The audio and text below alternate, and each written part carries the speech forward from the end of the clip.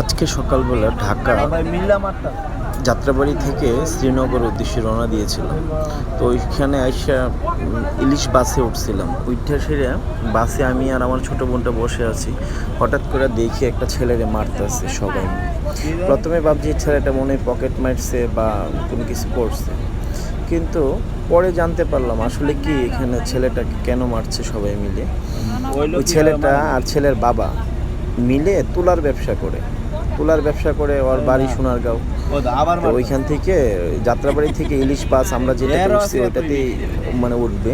তো তুলা যে নিয়ে আসছে এখানে নাকি বলতেছে সিটি কর্পোরেশনের চাঁদা দিতে হবে, টাকা দিতে হবে ওদেরকে, 30 টাকা না 40 টাকা। ছেলেটা বলতেছে কেন দেবো আমি, এইগুলো নিয়ে তর্ক বিতর্ক করছে। আর সবাই এখানে যে সিন্ডিকেট ছিল সবাই মিলে ছেলেটারে এইভাবে মারপিট করছে।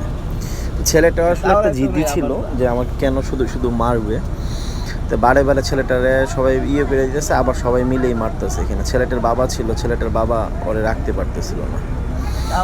ছেলেটারে সবাই মিলে খুবই মাইন মারছে, এত মাইন মারছে মানে খুব সবাই মায়া লেগে গেছে।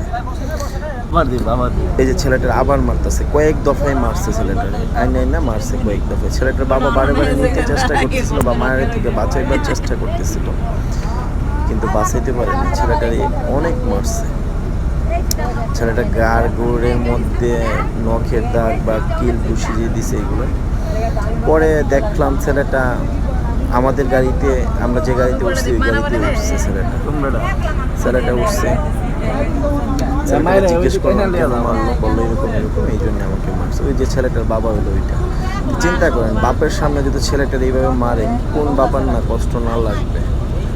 এটা ঠিক না। একজনকে সবাই মিলে এভাবে মারণ ঠিক না। সবাই মানুষ, তার জন্য যে এইভাবে মারবে তা কখনোই উচিত নয়। কয়েকবার মারছে ছেলেটা, এত মারছে ছেলেটা, শুধু ইয়ং দেখে এইভাবে টিকা দিচ্ছে। অন্য ছেলে হইলে বা অসুস্থ হলে মারা যেত, বাবাটা অসুস্থ। পরে দিয়ে আমার সিটের পাশে এসে দাঁড়াচ্ছে ছেলেটাকে আমি জিজ্ঞেস করলাম কী হয়েছে, তোমার কি এইভাবে মারলো কেন? বললো এইভাবে মারলো। এই যে ছেলেটা, এটা এইভাবে মারা ঠিক না, বুঝছেন? ঠিক আছে, সবাই ভিডিওটা শেয়ার করে দেবেন, ভালো থাকবেন।